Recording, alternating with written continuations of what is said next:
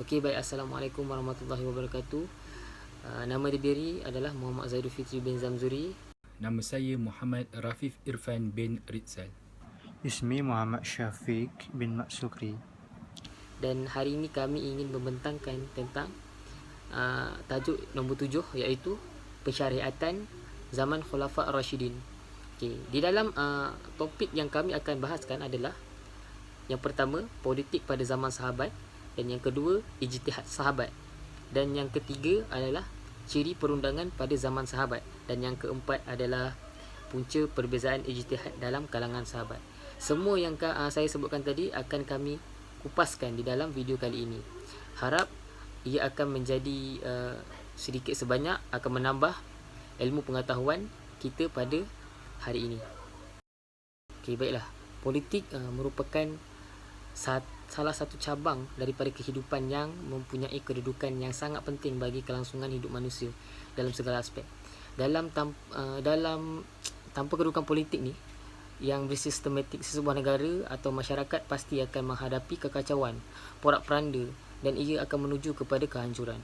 Dalam konteks ini, kuasa politik negara atau dalam erti kata lain sebagai kerajaan adalah merupakan matlamat yang tertinggi dalam aspek politik bagi menjamin corak pentadbiran kepimpinan dan pengurusan yang terbaik bagi negara-negara Islam. Jadi politik ini amatlah penting bagi negara Islam. Okey, baiklah. Politik disebut di dalam bahasa Arab sebagai as-siyasah. Perkataan siyasah pada penggunaannya di sudut bahasa bermaksud mentadbir sesuatu perkara yang baik atau pemerintahan mentadbir urusan rakyat. Dan perlu diketahui bahawa perkataan as-siyasah juga tidak disebut di dalam Al-Quran. Daripada surah Al-Fatihah sehingga ke surah An-Nas tiada disebutkan perkataan as-siyasah. Walaupun tidak disebutkan dengan jelas perkataan as-siyasah ini tidak bermaksud politik di dalam agama Islam tiada. Orang-orang politik beranggapan bahawa politik ni tidak boleh digabungkan dengan agama Islam. Ini kerana politik itu kotor, manakala agama Islam itu suci. Okay, perkara kotor dan suci ni tidak boleh digabungkan. Untuk menggabungkan keduanya adalah salah. Okay. Dalam Al-Quran sendiri ada banyak yang menceritakan tentang politik Islam. Okay, sebagai contoh, Nabi Sulaiman alaihissalam bukan hanya berkisahkan tentang akhlak, ia juga berkisahkan tentang menteri, cara menguruskan negara, bagaimana dia berfikir dalam jangka masa yang panjang. Okey. Yang kedua, yang pada zaman Nabi Sulaiman alaihissalam, kerajaan Zulkarnain, kerajaan antarabangsa, dan zaman Nabi Muhammad Rasulullah SAW berkaitan dengan diplomasi. Ini semua adalah berkaitan dengan politik. Cuma di dalam Al-Quran tidak disebut perkataan as-siyasah. Siyasah, perkataan siyasah di dalam bahasa Arab as-siyasah, dan bahasa Melayunya adalah politik. Pasti akan ada orang yang cakap bahawa politik ni tiada di dalam Islam. Jawapannya adalah salah sama sekali. Tak bermaksud tiada perkataan di dalam Al-Quran, maka tiadalah di dalam ajaran agama. Sekarang saya ambil contoh sebagai akidah. Okay. Akidah tiada di dalam Al-Quran, tetapi diterangkan bahawa akidah itu ada di dalam ajaran agama Islam. Itu serba sedikit tentang penerangan as-siyasah. Okay, baik. Politik pada zaman sahabat. Selepas daripada kewafatan baginda, ini cara pemerintahan pada zaman sahabat lah. Okay. Selepas daripada kewafatan baginda Nabi Muhammad SAW, maka dilantiklah Abu Bakar sebagai pengganti Rasulullah. Okay. Orang Ansar ni berfikir pada ketika itu untuk mencari pemimpin, kerana di luar sana terdapat banyak musuh Islam dan bimbang negeri Islam akan diserang oleh musuh-musuh Islam tu. Okay. Maka dilantiklah Abu Bakar sebagai pemimpin pada ketika itu. Ini disebabkan oleh Abu Bakar ni adalah antara 10 sahabat Nabi yang dijamin untuk masuk ke syurga. dan Abu Bakar dan sifat Abu Bakar itu sendiri, iaitu As-Siddiq, dan beliau juga digelar sebagai As-Siddiq, iaitu membenarkan. Abu Bakar juga pada ketika itu memonopoli kerajaan pada zaman tersebut. Dan seterusnya, politik pada zaman Umar bin Khattab. Sistem pemerintahan yang hampir sama dengan Abu Bakar, iaitu memonopoli kerajaan. Tetapi pada zaman ini kekuasaan Islam tersebar dengan sangat meluas, sehinggakan Parsi, Syam, Mesir, Yaman, Aman dan Bahrain. Okay, sangat meluas pada ketika itu.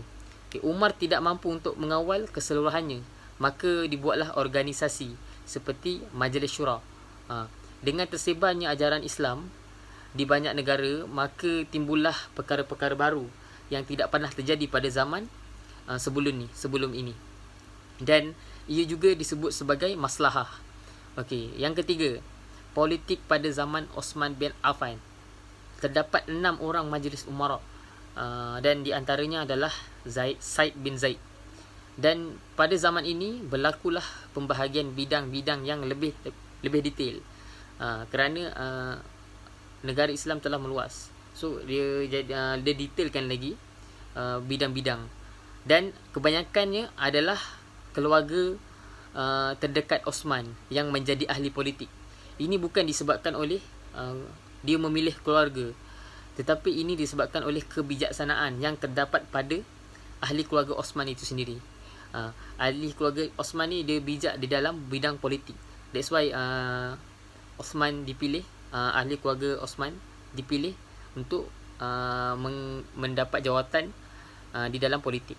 Okay. Oleh disebabkan itu, Osman diprovok oleh orang Mesir yang pergi ke Madinah. Okay. Sebagai seorang pemimpin, Osman menghadapi seorang diri. Okay, ini adalah hikmah. Sebagai seorang pemimpin, Osman menghadapi seorang diri. Ini adalah hikmah kepada para pemimpin. Jika kita sebagai seorang pemimpin ada masalah ataupun maslahah antara rakyat, kita sebagai seorang pemimpin haruslah menghadapi benda ni. Kita bukan hanya menyuruh orang ataupun apa. Ini contoh yang kita boleh ambil daripada Osman. Dia menghadapinya seorang diri. Dan kemudiannya Osman menyelesaikan satu persatu permasalahan yang timbul. Sehinggakan Osman difitnah melalui surat, dan Osman dibunuh ketika sedang membaca Al-Quran di rumahnya oleh golongan provokasi tadi itulah. Okey. Selepas daripada kewafatan Osman, pada zaman Ali, Majlis Syura adalah yang tertinggi di dalam politik, dan sistem syura pada setiap zaman adalah berbeza mengikut zaman. Dia berbeza mengikut zaman, ruang, waktu dan orang-orang yang ada pada zaman tersebut. Sistem syura ni adalah berlainan. Dan seterusnya, mempersilakan Muhammad Rafif untuk menceritakan lebih detail lagi, dan untuk anda lebih faham tentang ijtihad sahabat. Kemudian saya akan teruskan pembentangan berkenaan dengan ijtihad sahabat. Maka seperti diketahui, ijtihadlah mengeluarkan pendapat ataupun opinion kita yang tersendiri. Maka sahabat juga mengeluarkan pendapat mereka yang tersendiri, sama ada ketika kehidupan Rasulullah atau selepas kewafatannya. Dan sebahagian daripada mereka yang Rasulullah telah memberi izin kepada mereka untuk berijtihad, seperti kes Mu'adz bin Jabal. Dan banyaklah juga mereka, para sahabat yang berijtihad selepas kewafatan Rasulullah, kerana Rasulullah adalah sumber hukum dan Rasulullah ketika itu telah wafat. Maka kita kena ingat bahawa penghakiman dan pengakuan Rasulullah itu adalah sumber undang-undang dan bukannya perundangan para sahabat itu sendiri. Seterusnya, faktor-faktor yang mendorong para sahabat untuk berijtihad. Maka yang pertama adalah disebabkan oleh kewafatan Rasulullah itu sendiri. Kerana apa? Pada ketika itu, pada zaman hayat Rasulullah adalah sumber hukum. Rasulullah yang menentukan hukum hakam pada ketika itu berdasarkan firman dan wahyu daripada Allah Subhanahu Wa Taala.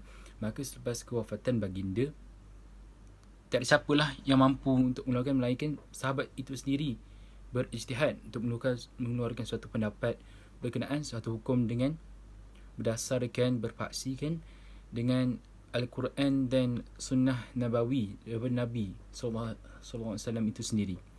Dan yang kedua adalah disebabkan Rasulullah sendiri memberi izin pada para sahabat untuk berijtihad. Ialah untuk melatih mereka berijtihad dengan apa yang Rasulullah telah memberi kepada mereka, iaitu panduan daripada Al-Quran dan As-Sunnah. Kemudian sumber ijtihad sahabat. Tidak seperti kita hari ini yang bersumberkan daripada Al-Quran, Sunnah, Ijma' dan Qiyas. Para sahabat hanya bersumberkan daripada Al-Quran dan As-Sunnah ketika berijtihad dengan panduan daripada Al-Quran dan Sunnah, dan ada apa yang mereka ketahui dan mereka diajarkan oleh Rasulullah itu sendiri daripada Al-Quran dan Sunnah, maka mereka memahami dalil atau nas ayat tersebut dan mengeluarkan satu hukum atau pendapat mengenai sesuatu perkara yang berlaku atau isu yang berlaku pada ketika itu. Seterusnya, contoh-contoh ijtihad sahabat. Terdapat banyak sangat contoh-contoh ijtihad sahabat. Di antaranya, Sayyidina Abu Bakar ialah orang yang pertama mengumpulkan Al-Quran daripada pelbagai tempat untuk disatukan. Kemudian Sayyidina Uthman lah yang membukukan Al-Quran menjadi suatu kitab, iaitu Al-Quran yang kita dapat sekarang, iaitu Rasam Al-Uthmani. Dan Sayyidina Umar juga yang memberi arahan atau menganjurkan para umat Islam untuk solat tarawih bersama-sama secara berjemaah. Dan antara contoh ijtihad pada ketika hayat Nabi adalah ketika Nabi memesan kepada kaum muslimin yang hendak pergi ke Bani Quraizah untuk tidak melaksanakan solat asar kecuali apabila sampai di Bani Quraizah. Maka ada sebahagian sahabat yang berpendapat bahawa Nabi maksud supaya cepatkanlah perjalanan supaya dapat solat di Bani Quraizah. Maka mereka berijtihad dan mereka solat sebelum sampai, dan sebahagian lagi menundakan solat mereka, dan apabila sampai di Bani Quraizah baru mereka menunaikan solat. Assalamualaikum warahmatullahi wabarakatuh. Ismi Muhammad Syafiq bin Maksukri. So, hari ini saya akan bercakap tentang As-Samad Al-Qanuniyah li Asr As-Sahabat, iaitu ciri perundangan pada zaman sahabat. Yang pertama, kitabah Al-Quran fi zaman Sayyidina Abu Bakar As-Siddiq radhiyallahu anhu. Jadi pengumpulan Al-Quran ini ataupun penulisan Al-Quran ini bermula pada zaman Khalifah Abu Bakar As-Siddiq. Pada zaman Rasulullah tidak ada pengumpulan Al-Quran ini, tidak dibenarkan kerana dibimbangi bercampur dengan hadis. Maka disebabkan itulah Nabi melarang orang yang menulis Al-Quran atau membangun Al-Quran pada waktu itu. Poin yang kedua ialah iktirahat Sayyidina Umar jamu Al-Quran hatta la yamha. Jadi pada waktu itu Sayyidina Umar Al-Khattab mencadangkan dan menyuruh Sayyidina Abu Bakar ini mengumpul Al-Quran, membuat pengumpulan Al-Quran, kerana pada waktu itu ada terjadi sebuah peperangan yang bernama Perang Al-Yamamah, yang di mana ramai para penghafal Al-Quran, para hafiz syahid di medan perang. Maka dibimbangi Al-Quran itu terhapus. Jadi disebabkan itulah Sayyidina Umar mencadangkan kepada Abu Bakar untuk mengumpulkan Al-Quran. Okay. Yang ketiga ialah kitabah Al-Hadis fi zaman sahabat. Penulisan hadis, masuk bab hadis. Penulisan hadis pada zaman sahabat. Contoh, kataba Umar bin Al-Khattab ala ghamdi sifahu hadisan an zakat al-mawashi. Jadi Sayyidina Umar Al-Khattab ini menulis hadis di sarung pedangnya tentang ternakan, tentang binatang ternakan. Okey. Yang seterusnya adalah wazifah al-ijtihad fi zaman as-sahabat. Yang seterusnya adalah fungsi ijtihad pada zaman sahabat. Jadi ijtihad ini adalah usaha ataupun kesungguhan para sahabat ini dalam mencari ataupun menetapkan hukum sesuatu isu yang baru. Lebih kurang macam tu. إذا كانت هناك مشكلة جديدة للمسلمين في مكان معين أو في وقت معين يتم دراسة المشكلة. Pada zaman sahabat, jika terjadi sebarang kemusykilan ataupun persoalan ataupun sesuatu isu yang baru yang belum ada sebelum ini, yang belum tentu hukumnya, maka para sahabat ini akan saling berbincang, akan saling mengkaji tentang isu itu ataupun masalah itu, dan masing-masing akan memberi pendapat, dan pendapat yang paling tepat ataupun yang paling kuat akan diambil lah untuk sebagai ijtihad ini, sebagai untuk menetapkan hukum. Okey. Terima kasih. Kemudian saya teruskan pembentangan dengan punca perbezaan ijtihad di kalangan sahabat. Okey. Secara ringkasnya adalah kita kena ingat bahawa manusia mempunyai interpretasi dan juga pemahaman yang berbeza mengenai satu perkara. Seperti kita lah, contoh satu benda, buku atau apa yang kita baca, maka orang lain akan melihat daripada perspektif yang lain, dan orang lain akan melihat daripada sudut yang lain, yang mana mereka mendapatkan natijah yang berbeza daripada buku ataupun bahan bacaan yang sama. Begitu juga dengan para sahabat. Lagi mengenai dengan kerana terdapat dalam Al-Quran kata-kata yang samar, kerana Al-Quran itu tidak mendetailkan secara detail berkenaan suatu perkara, satu hukum dan sebagainya, yang memerlukan orang yang pakar seperti para sahabat untuk lagi mentafsirkan dan mendetailkan lagi apa yang terdapat dalam Al-Quran mengenai hukum hakam.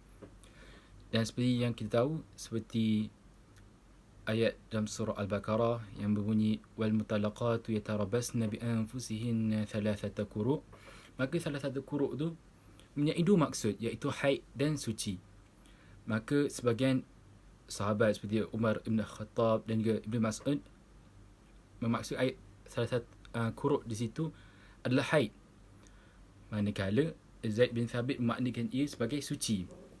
Maksudnya punca perbezaan itu adalah sebab kosakata dalam Al-Quran itu sendiri, vocab dalam Al-Quran itu sendiri, di mana para sahabat menginterpretasikan, memaknakan suatu kalimat, suatu ayat dalam Al-Quran itu mengikut pandangan apa yang mereka tahu, dengan ketajaman akal mereka, dengan kehebatan bahasa Arab mereka, dan berdasarkan apa yang mereka telah diajarkan oleh Rasulullah daripada Al-Quran dan Sunnah itu sendiri. So, kesimpulan untuk at-tashri' fil ahdi khulafa'ur rasyidin ini, yang pertama ialah kana ashabat al-arba'ah lin nabi qurayyin jiddan minan nabi. Jadi keempat sahabat nabi ini amat disayangi, amat dihormati oleh nabi. Siapakah? Iaitu empat khalifah ar-rasyidin, iaitu Sayyidina Abu Bakar, Sayyidina Umar, Sayyidina Uthman dan Sayyidina Ali. Keempat sahabat ini adalah sahabat yang paling dekat dengan Nabi Muhammad sallallahu alaihi wasallam. Bukan sahaja paling dekat, tetapi paling Nabi cinta, paling Nabi rindu, paling Nabi sayang. Kerana mereka inilah salah satu ataupun salah seorang yang pertama memeluk Islam, yang banyak menolong Nabi, membantu Nabi dalam berdakwah, melindungi Nabi daripada musuh-musuh Islam pada waktu itu. Yang kedua ialah baragmi min wujud al-ikhtilafat fil ijtihad aw al-ara'i allati tasha'u da'iman baina as-sahabat, lakin hadha la ya'ni annahum sayatshajirun. Jadi walaupun pada zaman sahabat ada berlaku perbezaan ijtihad ataupun perbezaan pendapat ini bersama mereka, tetapi mereka tidak akan bertengkar, mereka tidak akan saling bergaduh ataupun saling menghujat, saling menghina antara satu sama lain. malah mereka akan berbincang dengan baik, sebaik mungkin sama dua orang ini yang mana paling kuat, paling tepat, paling boleh diguna pakai, maka dia orang akan setujulah dengan pendapat yang paling kuat itu atau paling tepat. Yang ketiga ialah sabat najajuhum hatta yaumi ad-din. Lakinna al-Quran was sunnah iktasara ala an-nabi sallallahu alaihi wasallam. Jadi ijtihad ini boleh diguna pakai sepanjang masa sehinggalah hari kiamat. Ijtihad ini. Tetapi Al-Quran dan Sunnah tidak. Sebab apa? Sebab Al-Quran dan Sunnah hanya ada ataupun hanya turun pada zaman Nabi Muhammad. Jadi kalau ada sesuatu isu baru yang tidak dijelaskan secara terperinci, secara tepat dalam Al-Quran, ataupun masalah baru yang tidak diceritakan secara jelas dalam Al-Quran ataupun hadis, maka ijtihad inilah salah satu untuk menetapkan ataupun menentukan hukum baru itu.